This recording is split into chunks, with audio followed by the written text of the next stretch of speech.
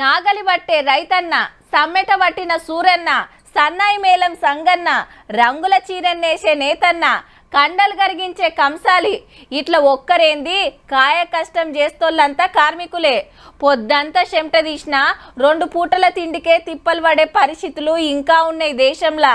వాళ్ళ కష్టాన్ని యాద్ చేసి హక్కులను గుర్తు చేసే ప్రపంచ కార్మిక దినోత్సవం ఇవాళ. ఎట్లెట్లా జరిగిందో అరుచుకుందాం పండ్రి. ఎర్ర జెండాలు ఎగిరేసుడు, జిందాబాదులు కొట్టుడు, బైక్ ర్యాలీలు, సన్మానాలు, మేడే పండుగ సంబురంగా చేసుకున్నారు కార్మికులు.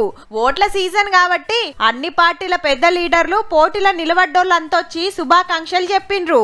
అన్నలు అక్కల కష్టాన్ని యాద్ చేసి సీదా పడని పార్టీలకు సూటి పెట్టిండ్రు.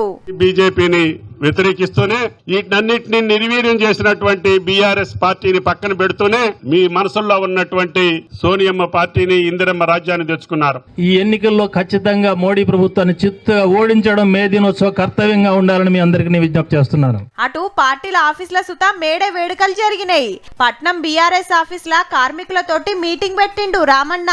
మనం మర్చిపోయి మళ్ళీ లంగల దొంగల కోట్లేస్తే మళ్ళీ వాళ్ళే మన నెత్తి మీద కూర్చుంటారు. ఇదే మోడీ కదా 4 ఏళ్ల కిందట సావగొట్టినోడు ఎవడు ఈయన కదా.